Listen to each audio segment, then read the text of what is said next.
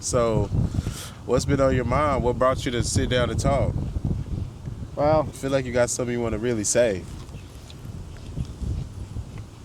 so I was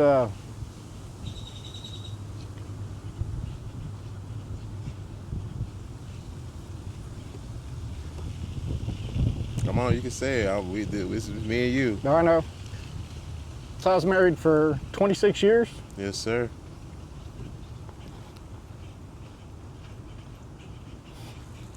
and I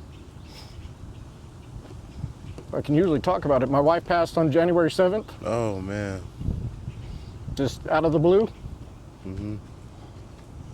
and now I've got 4 kids to support. So I had to quit my job and stay home and basically do what I can. It's hard without a job to make ends meet and stuff like that, but Yeah. I do what I can. But there's just days. Some days it's all right. Some days it gets to you. And Yeah. so it was just all of a sudden. There wasn't like any time to like say goodbye or anything like that. It was just like all of a sudden, and unfortunately she passed on the way to the hospital with me Oh man. in the car, and I've just been dealing with it ever since. And like I said, I come down here to try to walk on Sunday mornings, just peace of mind, and try to just zone out and stuff like that and deal with that. But it's hard when all the people you count on have their own lives and stuff like that, and I get it. They all have families. I mean, we're all doing the same thing.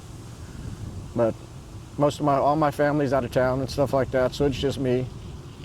But Let me it's just say hard, thi- man. Let me say this. I found God, Okay. and if it wasn't for God and maybe one or other 2 people, I don't know if I'd be here now, and not that I'd ever do anything like that or whatever. Like, I just wouldn't be in the space I am now, or being able to talk about it with you, I guess, or whatever, or being able to approach people. But unfortunately for me, the person I was passed away when she passed away. So I'm having to recreate myself at 51 as a single father of 4 kids. Yeah. And so it's a lot. Well, let me ask you this: how old are your kids? Well, my oldest is 18, and then the other 3 are 10, 9, and my youngest son's 7, but he'll be 8 in August. So 10, 9, 8. Well, I want to first say that I'm sorry about that. I want to give my condolences for sure. Um, but as you were talking, I don't know why, I just felt like you're in the process of where you're trying to heal. It's hard right now, but I feel it. The way that you came and sat down and talked to me like that, you're trying to, you're in the phase of acceptance right now. And talking about it kind of helps. You know what I'm saying? And I know it's a lot, but to be honest, I'm actually stumbled with words. I honestly don't know what to say because I can just only imagine. You know what I'm saying? But I admire your strength because instead of you failing, you are continuing to push, not only for your kids but for you. And I know it's a transition to where you're thinking like, it's a big change, and so the old you that you once were is not going to be the same, and that might be okay. But I don't really know what to say. It's just a lot to bear, and I just feel it though that you're in the process of trying to heal. It's just a lot right now. So so I don't really sleep or eat much anymore. Yeah. And I have plenty of people telling me to make sure I eat and stuff like that. And honestly, I mean, I don't know if it's grief or what it is, but I'm just not hungry anymore. But my sleeping schedule is completely destroyed. But honestly, if it wasn't for my kids, I'd probably be a wreck or whatever. But there's a lot of stuff I've read, late nights and stuff like that. But something that got me at some point was I may have not been able to spend the rest of my life with her, but she spent the rest of her life with me. Yeah. So as hard as it is, she was with me till the end, like we had planned. It's just unfortunate that I guess she was called back home. And I just have to believe that God has something else planned for me, or there was a reason for it. Because, I mean, they say through him all things are possible, so he wouldn't give you anything you can't handle. And as hard as this is, I have to believe there's a reason for it, and there's something else on the other side. That it's just in the midst of these days now when everything's so hard, it's just you just have to, I guess, just sit back and rely on faith and stuff like that, and just try to take one day at a time. Like I said, man, I admire your strength.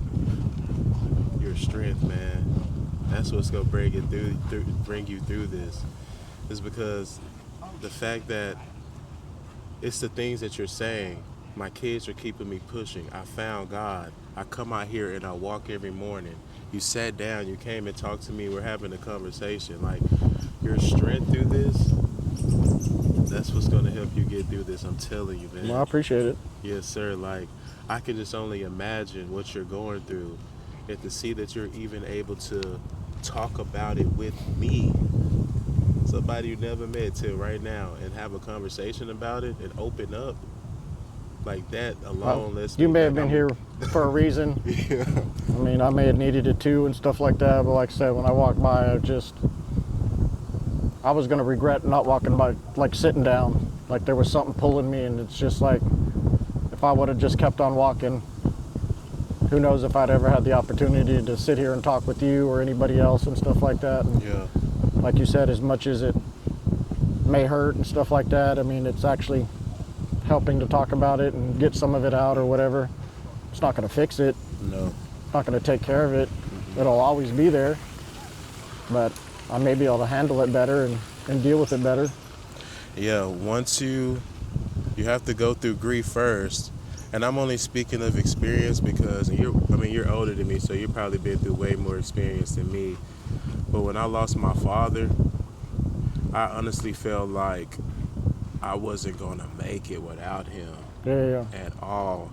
I lost him in 2019. I was 26 years old. I felt like I lost him. Thank you. I lost him at the time where I needed him the most. You know, that was like the age where like I really needed my pops, and then he ended up passing away from cancer. And in order for me to get through that is strength like you have. And another thing I had to realize is I had to get through my grief first. Grief is gonna last always. I still cry for my daddy. Yeah. You know what I'm saying? The years done passed. That grief is gonna always be there. But I learned to accept, process, right? I can't change it. No. I can't change it. It's always the what ifs. How can I move forward now? How can I not let this, I don't want this to break me. You know, I don't want to fail because I feel like, you know what I'm saying? And so I had to go on a self journey, and I had to really just dial in with myself and really learn about myself and really tune into my weaknesses and what I was insecure about and what I was fearing and what I was scared of. I really had to look into those things, face those things, and change what I can change and embrace what I can't. And then through that is really what brought me through all of that to get me to where I am now. And it just took a long time. It takes time. I don't think it's gonna happen overnight because it's not. No, it's not. Yeah. And a lot of, I mean, the other thing is too, it's just, you don't want to fail them. Like, I don't want to fail her. Yep. That's Like, how I still feel. have to. That's how I feel. Like I still have to continue on and raise the kids the way we wanted to. Yep. Same goals, same future, stuff like that. But you have to do it yourself now. But I can't let her down. Same thing, like you don't want to let your dad down. It's stuff like that. But I mean, I've been through both my daughter's birthdays. I've been through a Mother's Day. I've been through her birthday. I've been through Father's Day. And those are all firsts that I've gone through so far. And then in next month, I've got 3 days back to back where it would be my 27th wedding anniversary, my son's birthday, and then my birthday. All 3 days back to back to back. Yep.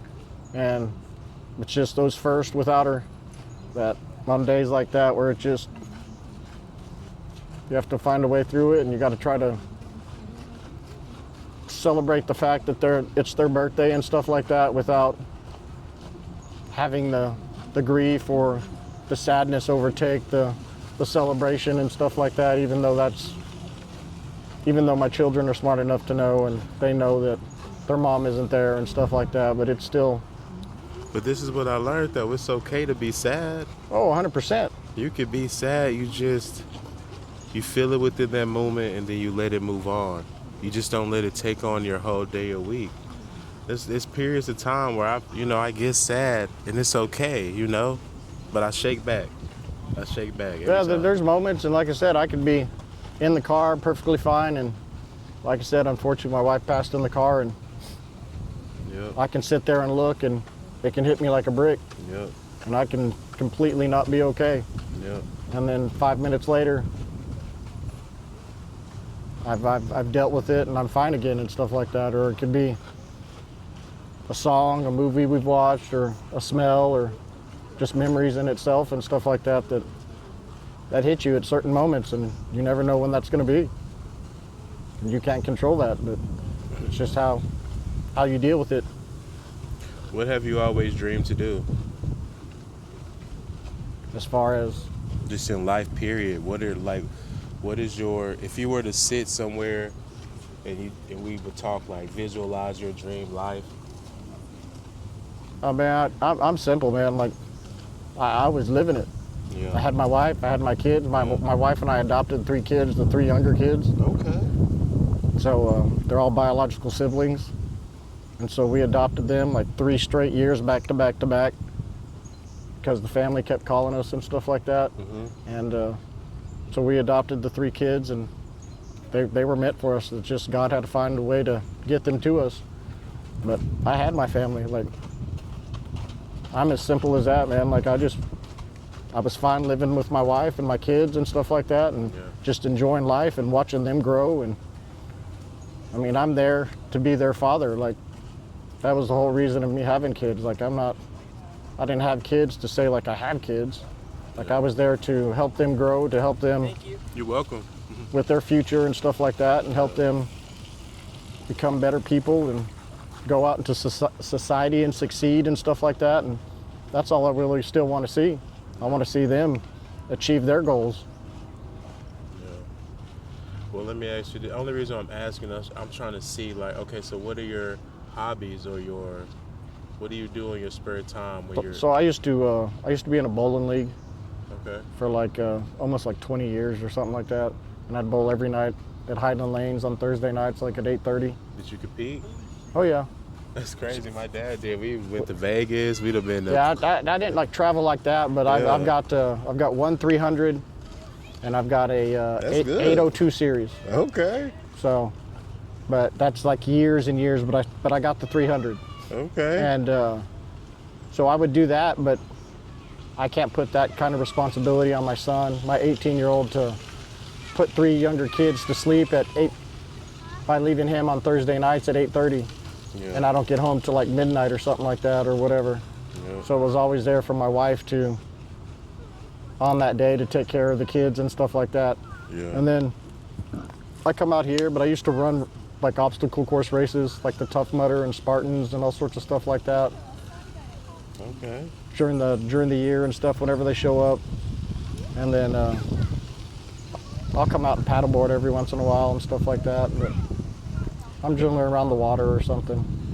Yeah, and I apologize for asking those questions. The only reason why I asked was because I was going to say, don't sit at home in your thoughts. Because The mind is yes, I've already dealt with that. The mind will destroy you. exactly. The mind is your own worst enemy and stuff like that. Like reality is nowhere close to what your mind can Yeah, portray yeah, certain situations and stuff like that. yeah, I mean, I could say something to you and think it may be a little off and leave and stuff like that and sit there with my thoughts, and I did the worst thing saying something to you or whatever, and just completely bend it to the worst case possible or whatever, yeah. when it's nowhere close to that. Yeah. Yeah, that was the only thing I was gonna say is if you find you something that you're passionate about or happy about that makes you smile, just do that on the days that you feel sad, and don't just sit up, because I had that problem too where I used to just sit up in the house by myself and essentially be depressed. That's really Yeah. what it is. So I have to bring myself out of that by finding something that I was passionate about and putting my focus into that. And then, hey, it got me doing stuff like this. No, I mean, that makes sense. I've actually talked to people about possibly joining a gym just to get out and do something. Yeah. And I'm not a big gym person. I mean, I've always swam my whole life. I was a swimmer. You got a long build. Like, I would just imagine when you were stocky back then. Oh, yeah. I'd be scared to fight you. I think you still got me. But no, I'm going to look into joining a gym and possibly do that and see where that leads or whatever. But it's just an outlet and stuff, just like this is. It's just an outlet Yeah. to get some of it out and to sit there and deal with it. And I mean, but you never know until you start. Yep. Yep. So Well, I know. I mean, did your kids do something big for you for Father's Day? no, I mean, unfortunately, I didn't tell them. I mean, like I said, I'm struggling financially. Like I said, I don't have a job and stuff like that, and so I'm sort of waiting on my pension and stuff to kick in and stuff like that. So I didn't want to stress my kids or anything like that or whatever. I mean, I made a meal, and they eventually found out, I guess, through the TV and stuff being on, that it was Father's Day, and they were a little upset I didn't tell them. So I told them I won't make that mistake again. But no, I didn't really do anything. I mean, I sat there and ate with my kids, like I said, and I enjoyed the day, but I still have to get up and do everything because, I mean, I guess it's just like any other single father now Yeah. that has to deal with kids or whatever, and has to deal with the household. And so I'm just cleaning and taking care of my kids and making sure they're taken care of and stuff like that. Yeah. But I wouldn't have it any other way. Okay. So Let me see. Let me ask this question. So, if you don't have to answer this either, but I was gonna ask. So, did you quit? You quit, right? no, I retired. You retired? UPS is offering buyouts right now, Okay. and so they're on like their second or third buyout. But I took the first one, and like I said, I had been there 33 years. So I started. What's a buyout? Like basically, they like. So they're trying to give you incentive to leave. They're trying to get like the higher seniority employees off the books because we make more money. Okay. So they give you enough incentive to leave and stuff like that. But for me, it was, well, most people in my situation that have been there, all their kids have gone through college or are in college because we're older. But for me, my wife and I adopted kids, so I still have younger kids. So with my 18-year-old, you miss everything when you're at UPS. You miss, there's no holidays, like you don't get to go, like during Christmas, you don't get to go see your family for a week or anything like that. Like you're the ones delivering the last minute Christmas presents and stuff like that for everybody that's ordering and stuff like that. So like you're not leaving. So any holiday I had was here. So I made the decision, and my wife and I made the decision that I would take that buyout so I could be at home more and stuff like that, and be able to experience my kids and be there and not have a father present like I hate to say, I mean, I was there for my 18-year-old because I lived on the route, so I would be able to go to school and do the turkey trot run with him, or go sit with him when he was eating Thanksgiving dinner or lunch or Christmas lunch or whatever. So I didn't miss much with him, but I still missed stuff. And I didn't want to have that with my 3 younger kids. Yeah. And so we made that decision, and in hindsight now, by me doing that, it gave me an extra 4 or 5 months with my wife. Yep. That I wouldn't have had. Yeah. Had I stayed at UPS and taken a later buyout and stuff like that. So yeah. I take that as a very positive thing, because it gave me that time with her. Yeah. And if I wouldn't have had that time with her, I don't know what type of person I'd be or where I'd be at this moment. Yeah. So I'm thankful for that. Like, we went and ate at Terry Black's for the first time one day when the 3 younger kids were in school. Okay. And me and my 18-year-old and my wife drove down here and all enjoyed it together for the first time. And so we'll always have that memory. Yeah. And so there was other things like that and other things we did where, again, if I was working, I wouldn't have had that. Yeah. So. Well, have you talked to other men that have been through what you've been through, or you haven't? You know, you hear that all the time. Like, you could join these groups and. No, I'm not. I just feel like that's too sad, right? Yeah, I'm not necessarily. And plus, it's just. It's like you know you're going in there. Exactly. Yep. You're going to end up there talking about something that's already negative and stuff like that. Or not a negative, but it's just the sadness, like you said. Like, you know you're going in there to deal with that. Yep. And it just sort of carries a weight to it, I guess, at least in my mind. Yeah. And so, no, I've had a few ex-coworkers or whatever, friends that have stopped by, and I actually went and ate with another coworker Saturday morning for breakfast for the first time, and sat there and talked to him for about 2 hours or whatever and stuff like that. So, yeah. I mean, that stuff helps, and it's just good seeing friendly faces and stuff like that. And, yeah. But again, like I said, I know everybody has lives going on, everybody's running around, and there's a lot of stuff going on in life, so I don't hold it against people, but yep. It's just hard sometimes. I know. Well, I'm out here every Sunday, so whenever you're on the trail and you see me, you can always stop. This seat will always be open for you, and we could talk about practically whatever, you know, how your week went, how you're doing so far, because I honestly believe that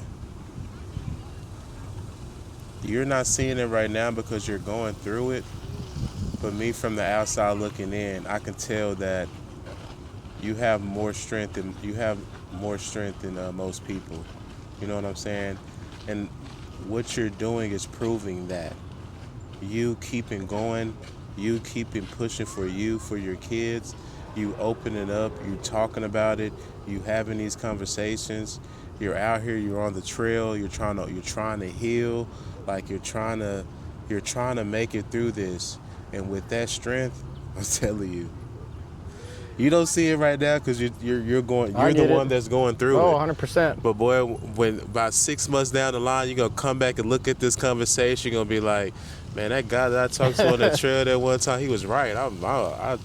I could just imagine where I was 6 months ago. Look at me now. You know what I'm saying? I'm sure. Yes, sir. Well, that we can only hope for that. Let's just put it that way. Yes, sir. Yes, sir. I feel it in my heart that's what it's going to be. Well, I appreciate it. Yes, sir. Well, are you looking for, like, you're not really looking for any type of financial income right now, are you? So I was working at once I left UPS, I started working at a place called Prudential Overall Supply. Okay. And so I was training to be a driver, and they were taking me to Dallas and Houston. And unfortunately, the day my wife passed, there was an 18-wheeler wreck in front of us on 35 right outside Salado or something like that. And I thought we were going to be able to turn around and come home because we were there so long. But they made us finish the route or whatever, which is work. So, I mean, I don't blame them. But by the time I got home that day, it was just, I guess it was too late or whatever. But I had to quit there because the morning, you start at 3 in the morning. Yeah. So it was 3 in the morning to like 3 or 5 or something in the afternoon, whenever you finished and got back from Dallas or Houston or whatever. I can't put that kind of responsibility on my 18-year-old.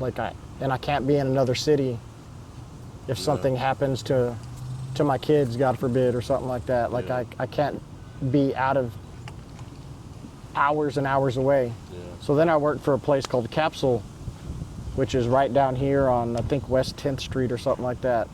It's like a couple streets over from the Paramount or whatever. But it was just basically delivering medicine out of your personal vehicle to people's houses and stuff like that. And the job's easy. I mean, they were great. They helped me, like they understood. And I did that when my kids were in school, so it was from 11 to 2. Okay. So I'd drop my kids off at school, I'd show up here for my shift, and my shift would always take me up through Austin, Round Rock, Pflugerville, whatever, up to Georgetown and stuff like that, whereas I'd always end up in Georgetown. Well, unfortunately, if the medicine didn't get delivered, you had to bring it back to the pharmacy down here. And that was the problem. Because if I finished at like 2 o'clock, I had to pick my kids up at like 2:55. And if I had to leave from Georgetown to come here and then try to make it back, there was no way I was making it back. Yeah. So they were very helpful in the fact that they understood that I had 4 kids, single father, that they would allow me to go sit at the school and just sort of punch out. And then once I picked my kids up from school, drop them off and then bring it and then go back. But it just became with the amount of hours I was working and like the gas and the wear and tear on the car, I wasn't making money, I was sort of losing money. Yeah. And so I just had to thank them for the opportunity and thank them for the help that they gave me, and I appreciated it, but it just didn't make sense for me at that time because I can't lose money while I'm working and stuff like that. Yeah. And so in the meantime, I'm not really like looking yet, but I was gonna like go try to do car, like I think it's called portering, or being like a car porter, where you drive like one car from a dealership to another dealership or something like that. Yeah. And something like that. I mean, I'm not looking for like full time or anything like that. Like I've got money supposed to be coming in soon, like my pension and stuff like that. And I think my Social Security benefits for my kids, from my wife or whatever. But it's just 5 people, having to support 5 people and pay bills and stuff like that. It's a lot. Yeah. So I'm gonna have to eventually find something, but I'm just trying to see where everything leads and see how it goes. Yeah. But it's just, again, if I'm single and my kids are school, like if I get a job now and it's full time while they're in school, like it changes once they go to school. Yeah. Because again, I have to pick them up and drop them off and be available to doctor's appointments and emergencies and stuff like that and all that kind of stuff. So, I mean, it's just life. And it's just me having to adjust to a brand new life. Can I give you an idea? Sure. I feel like, and you probably don't want to do this, but hey, it's just an idea that I just thought of. I feel like you should get on camera and talk about your struggles and document your process through this. And I feel like you can get a large following from that. And I feel like you can get something called passive income. Just from people. Well, so I was on TikTok for a while, and so I sort of deleted it or whatever. It was just too much, like, I guess I was just dealing with the negative side of talking like with the negative people and stuff like that. So I sort of deleted it. Well, I just restarted it again. Yeah. So I've got it on there. And but don't even do, you could do TikTok, but what I'm saying is like, You see how we're just recording this conversation right now? Yeah, but there's a platform you're gonna have to upload it to or whatever, right? YouTube. YouTube. Okay. Yeah, I'm not on YouTube.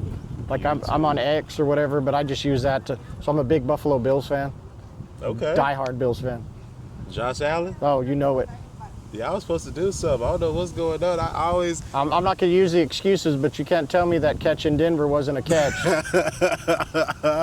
You can't tell me that they catch that ball, kick that field goal. They're in that championship game. Yeah, but hey, yeah, for sure. For sure, because I know Josh Allen got a chip on his shoulder. He got a chip on his shoulder. And then the same night, that same catch happens, but it's a catch. Yeah. So, but no, I'm diehard, man, like crazy. I went to the old stadium once. Unfortunately enough, I got to experience it, and I was there for I went for the Cincinnati Bills playoff game in the snow.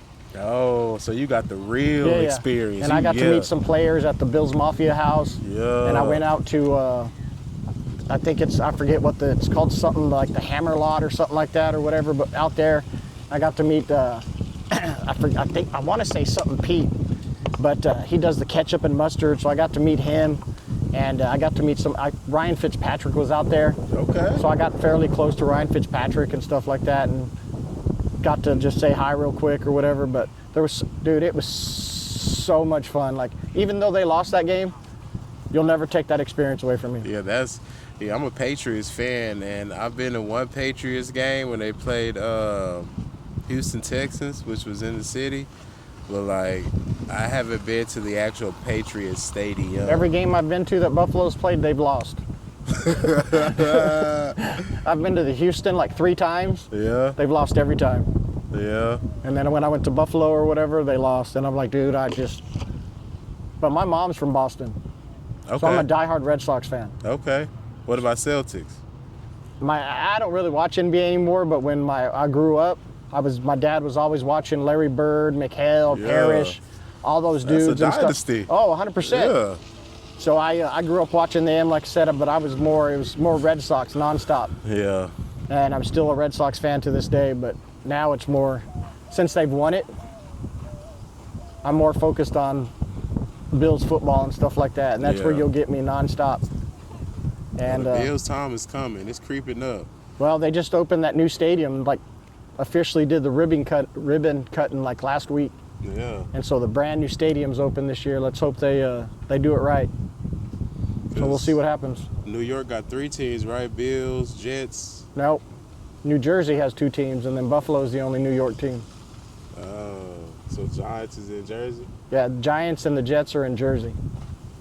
And you'll actually see like I think you'll see Josh Allen say that a few times or whatever, but even though they say like New York, I think the actual stadium's in like across the river in New Jersey. Okay, because they got the momentum right now. Knicks just won, so. And they said the last time the Knicks won the championship, Buffalo won something. See? So now they're like, hey, well, they won this year, so we'll see what happens. Yeah.